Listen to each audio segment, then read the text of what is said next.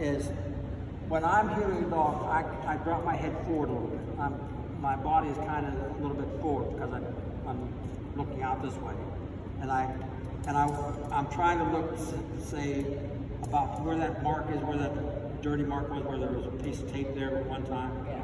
Just about that distance in front of me. That's where I'm looking all the time. But I'm still with peripheral vision. I can see where my dog's at, and I don't have to move my head. If I'm looking, like if you're outside, lots of times you'll drift because you don't have anything, or with some of these mats, if there's no seams on it anymore, you'll find people drifting a lot of times into their dog. If you're looking at the dog, you have a tendency, same thing riding a horse and things like that.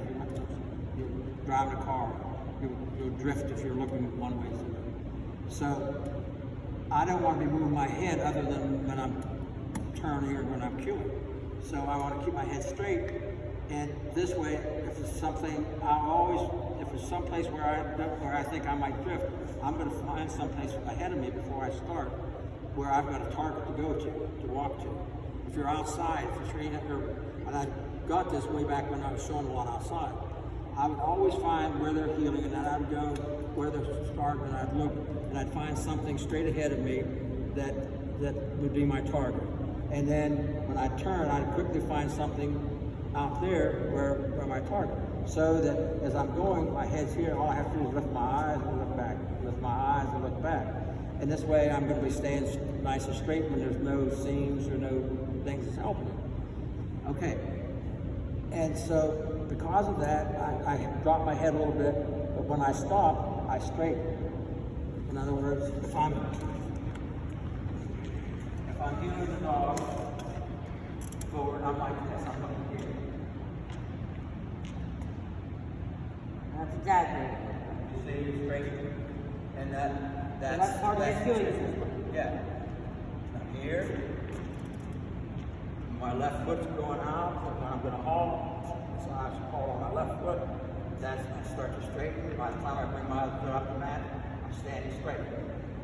Posture back. Okay? And that's my cue. I don't know.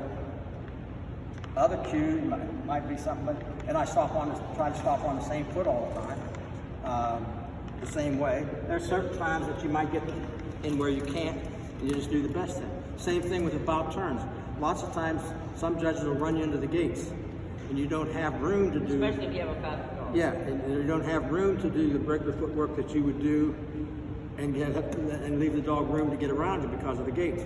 In a case like that, I would just be a little toy soldier and just march around. In other words, if I'm going down,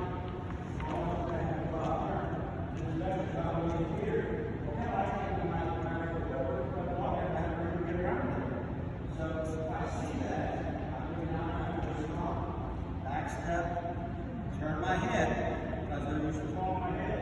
I would be here, I would be here, I would be back, and start back up. And so, if you, sometimes the easiest way is 1, 2, 3, 4, go. Just marching around. And that way you're giving your dog a little bit of room. But I would say that one of the major things all these dogs should learn is to follow the handler's head. Yes. Their head and their head. Yes. So, and they don't have to, like Kathy's dog does not look up, your dog doesn't look up. But you can't tell me that a dog sitting behind a bush at 50 yards can't see you, right? Right. So you can't tell me even if the dog is here, that he's head level like Kathy's dog, that she doesn't know exactly what Kathy's head's doing at any given time. Well, Cooper, we were talking, or not Cooper, Casey, we were talking about him before, the dog who said that as far as head position, a dog doesn't have to have that head cranked up there to where they're drowning in a rainstorm. But if they want to keep their head up there, the whole thing that I want is they're watching me. As far as this being level, where they're just looking straight. Casey was probably about like this. He wasn't cranked back. It was probably from here to here. I've had dogs been anywhere in this whole spectrum, but it was up to the dog. My main concern is you watch me. Casey's head was here, but he knew every damn move I made. I mean, that dog, he got it, the day he got his arch, I was up in Detroit, and I thought I'd got his arch in the in the utility class, and then this judge was a screwy judge, and he told me he was.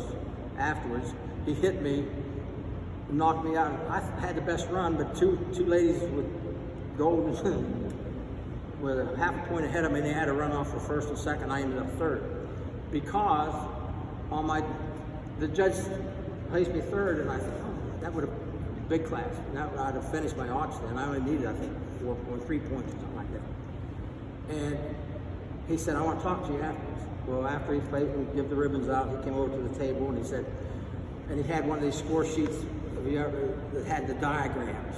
You ever seen those where there's like the diagram of the jump and the diagram of so-and-so for the exercise? And it went to the directed jumping. And he said, you see this? And it said CS, CS back by both jumps. And he said, you know what that means? And I said, no. I said, crooked sits? No. I said, well, I don't know. He said, chicken shit, chicken shit. What? Chicken shit, chicken shit. I said, well, I don't know that. And he said, when you gave your signal to take the jump, he said, you went and you moved your head, not 45 degrees, but you moved your head slightly towards the jump when you give the signal. Slightly toward the jump. He said, I hit you. And that knocked me out of first place. And I said, well, I'll agree. That was chicken shit, chicken shit. And so I'm not going to argue with him. I told him what I believed, that it was chicken shit. But that's your prerogative, I guess. So I asked, Bill Flame was a rep, and I saw Bill weeks later. So I got a question, Bill. I said, what's that? And I told him what happened. He said, oh, I can tell you who it was. And he told me the guy's name. He said, he goes into a little tangent. He will have some little thing like that. He'll do it for a month or so, and then he won't never do it again, maybe. But he'll have something else that he'll nick you for later on. And he said, that's just him. But as it turned out, then I went into Open, and he had a nice run. Good run, but there was either 51 or 49, I can't remember, dogs in the class. And so we were done, and I always preach, and Bobby can tell you, I don't care, as long as your dog qualified, get your dog up ready for maybe possible runoff. You didn't judge your dog, somebody else judged it. It might be better, a lot better than what you thought it was. And so it was a pretty nice class, but I didn't realize that it was almost over. And so I'm standing bullshitting with Jim Ham and a couple other people there, and all at once they're calling, and somebody said, Fred, that's the end of the class. And then they started calling my number and another number. We had a runoff, and then they called for us, you know. So I went up, and she was in first, so